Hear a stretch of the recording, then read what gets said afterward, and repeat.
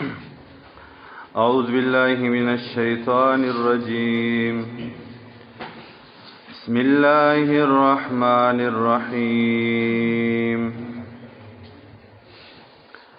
فلنسألن الذين أرسل إليهم ولنسألن المرسلين فلنقصن عليهم بعلم وما كنا غائبين. شپږم نمبر آیات سے د سورۃ اعراف اتم سپارہ. فلنسألن الذين پس خامخا مونږ با تپوسو کو داغي کسانونا ارسل الیہم چې لګلې شو دویتا رسولان ولنسألن المرسلین او خامخا مونږ با تپوسو کو د پیغمبرانونا فلنقصن عليهم خامخا من بیانو دویتا بعلم فعلم سران وما كنا غائبین او نیو مونگا پٹی دن کی. شپږم نمبر آیات کی اللہ تعالی د قیامت د دریو حالاتونو نا اولنې حالات بیانې. د قیامت حالات درې قسم حالات راځي. په هغه کې وړاندبني دوه حالاتونه دادي چې په اولنی حالات کې به الله د بندګانو نه تفوس کوي چې تاسو کړی دي.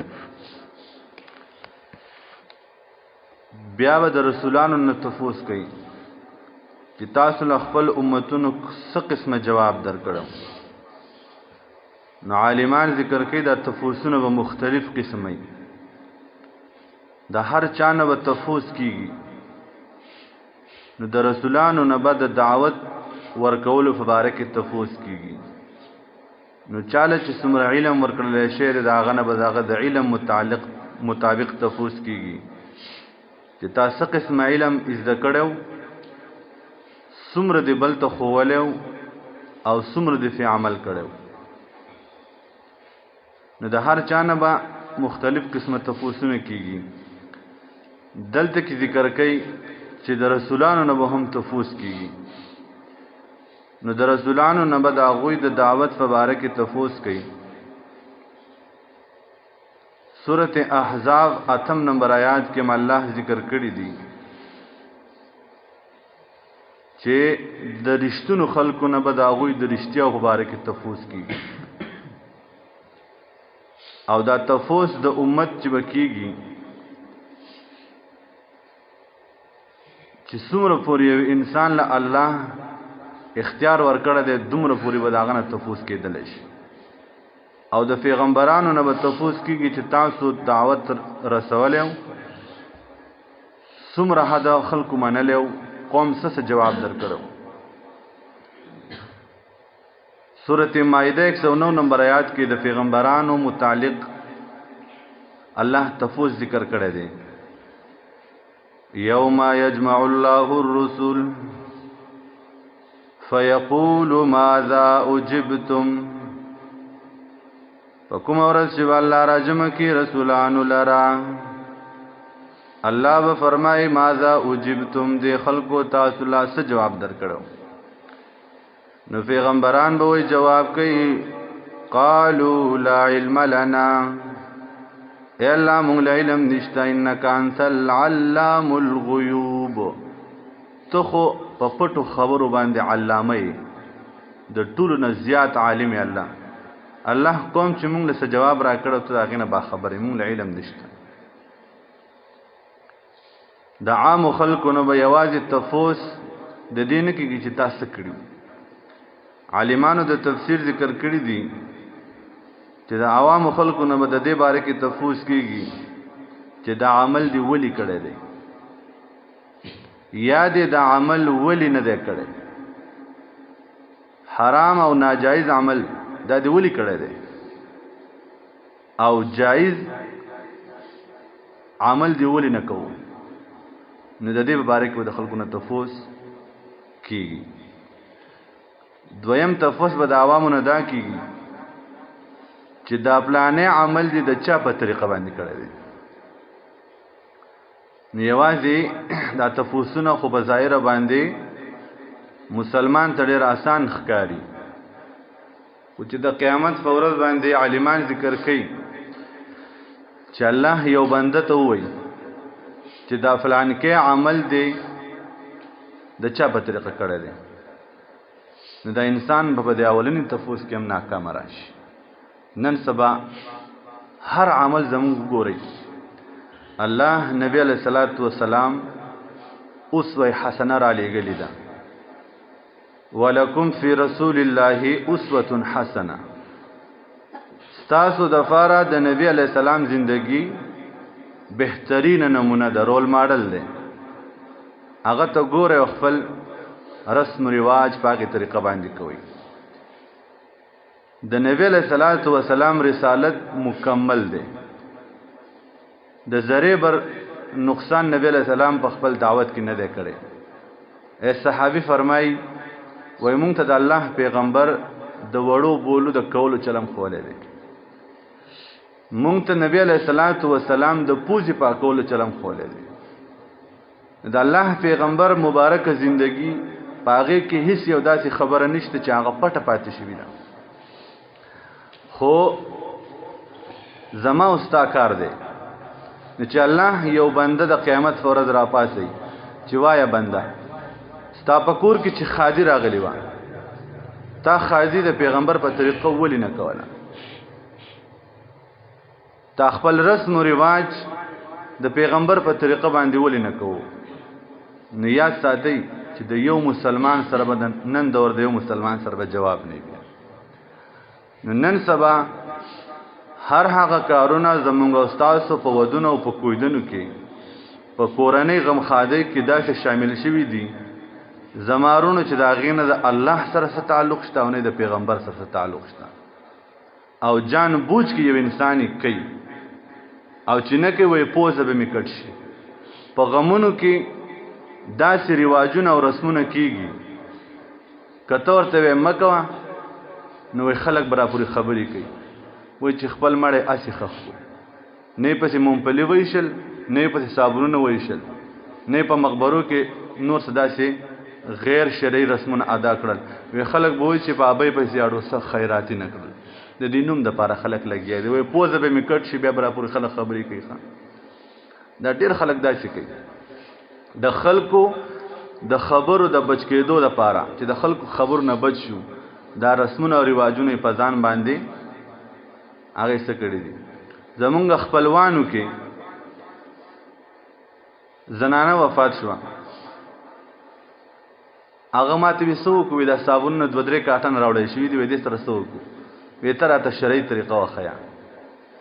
ما وی اول خو د دې صابونونو ضرورت نه، ها که بیا یې هم خامخا خیراتي کې یو مدرسې والا لیور که طالبان به پې جامې نه ځي، ځکه مدرسو کې مونږ په خپله وخت تېر کړی دی.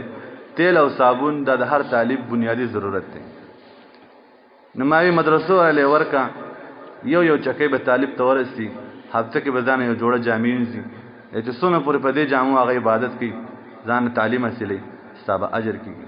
چې کور ته لاړو نو زنانې ورته وایي نه مدرسې ته به نور ویسو، دا خو دا ښځې به وایي چې مونږ لاړو سره نه کړل، خلک دا دې چله ښځې راغلي دي. دا ولې؟ هغه وی زه مدرسې له نور ویسو. زمونږ استادو په کورونو کې دغه حالات دي چې زمونږ بیا لاس نه رسي د شریعت په حکم کې. نو د دې وجې نه د هر یو تن به د هغه د عمل په باره کې تفوس کېږي. دا تفوس خو ډېر اسان دی زمارونو، خو که د قیامت پر ورځ الله وایي چې دا فلان کې کار دا دکانداري دا د پیغمبر په طریقه کوله، دا غم خادي د پیغمبر په طریقه وکه نه وه، نو بیا به د انسان سره جواب نه وي. د دقې جواب د موندلو دپاره د نن نه د عزم کوي چې الله چې د قیامت په ورځ ته زما نه تفوس کوي نو چې زما غاړه صفایي. فلنسألن الذین فاستفوس بوکو مونږه د هغې کسانو نه ارسل الیهم چې لېږلی شوي دوی ته پیغمبران. څنګه تفوسونه به کوي؟ دا عمل دی ولې کړی دی؟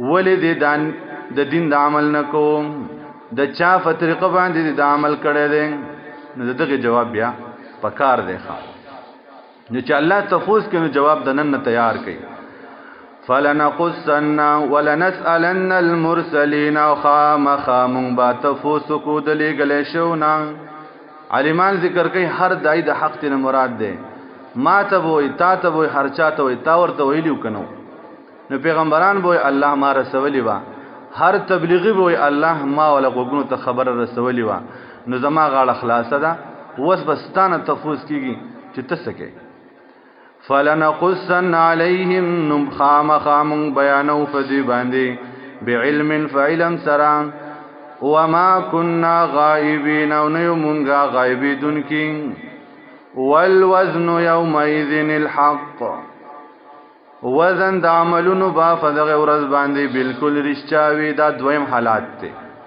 اول به تفوز شي نو چې ټول خلکو نه تفوز نه وشي نو بیا به وای د عمل تل راوړي وس په موږ تاسو اعمال تلو نو په دې کې اشکال دا راځي چې محترم تل لیکيږي خو هغه شی چې هغه جسم څه شکل خلري کنه نو عملونه خو شکل نه لري اوس په اعمال منځونه به الله څنګه تلي دا غي جواب دی چې الله به دې عملونو له جسم ورکي دا صحیح حدیث الفاظ دي دې عملونو له الله جسم ورکي او به تل لیکيږي یو دویم نمبر استاد نیک عملونو به ځان له رجستر او دفتر تیاری شوی کتابونه صحیفه او استاد ګناهونو به ځان له صحیفه لیکل شوی نو چې استاد ګناهونو کتابونه زیاتو هغه بستا یو قسمه اعمالي او چې استاد نیکو اعمال والا کتابونه او رجستر زیاتې وي یا بدی څه تل لیکي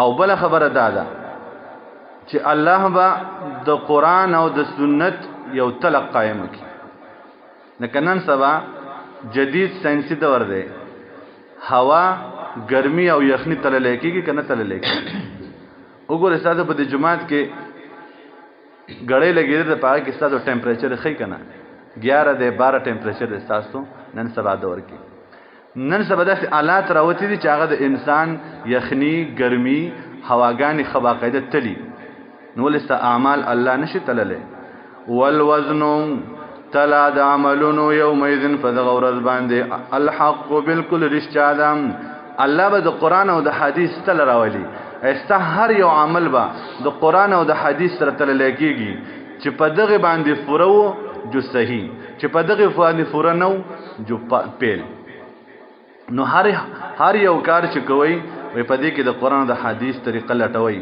نو ستا عملونه دي د نبی اسلام د طریقې نه خلاف لاړ نشي الله لا بیا به پاګه طلب باندې ډېر سپکتا ته میلاوش والوزن او تلا د عملونو یومئذ فذغورز بان الحق رشاوی فمن ثقلت موازینه پس هغه څوک چې تلش چې درنش واتله د عمل ددو ټول عملونه د نبی صلی والسلام په طریقه باندې وو نو د عمل تل درنش وسیبه فاولئک هم المفلحون دا کسان دي کامیاب ومن اوغسوک خفت موازینه چې سپک شوا تلا د عملونو ددو عملونه د قران او د حدیث د تل خلاف په نورو طریقو باندې خپل ژوند روان کړو نو عملونه د سپک شو فاولئک الذین داغ بدبخت دي خسروا چې تاوانی کړي دي انفسهم خپل ځانونه بما كانوا پدې سبب چې ودوی بی آیاتنا فایتونو زمون باندې یظلمون ظلم کون کی سبحان ربک